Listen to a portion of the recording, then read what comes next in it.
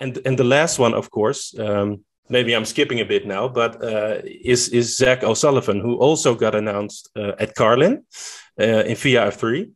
But he also got announced as a Williams racing academy driver, which is very interesting. But maybe you want to talk about that, Jim? Yeah, well, let's go into that. So O'Sullivan's a bit of a headline, actually. I'm going to take it off you, actually. Jake, you're nodding away, knowing the sort of talent, I presume, that O'Sullivan's got. Williams taking their academy a bit more serious. We've had Sargeant now, and now O'Sullivan. That's pretty strong.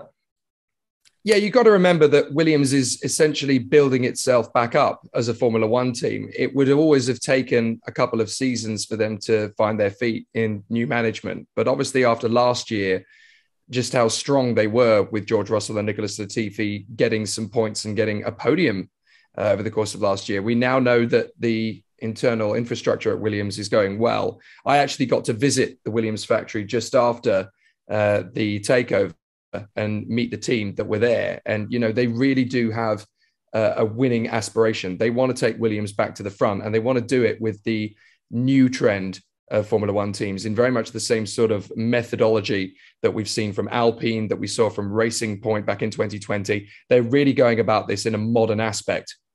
And I think that's kind of the only thing that really held Williams back as a race team, was that they were basically still running their Formula One team a bit too traditional, a bit too Sir Frank, if you like. Now this new entity have come in and they've modernized it. So we are going to see a strengthening of the academy. Logan Sargeant is a statement of intent. You know, he is an incredible competitor. He was one of the strongest karters to come out of America that we've seen in the last decade. And he was one of the boys in at Ricky Flynn Motorsport, which, you know, the long list of people that have gone through Ricky Flynn and gone on to big things. You've only got to look at Lando Norris and Guan Yu Zhou, who are both now in Formula One. So it's quite clear that Logan is a good opportunity for an American driver to get through.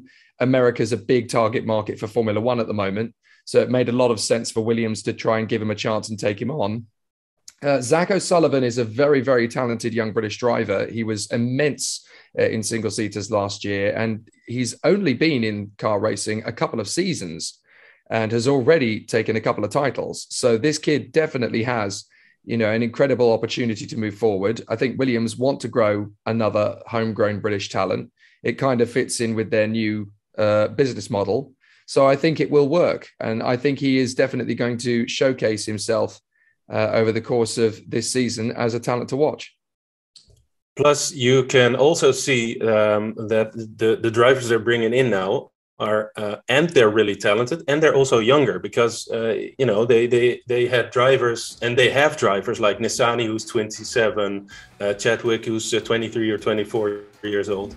So I think they're heading in the right direction, and it's really starting to look like a real F1 driver academy.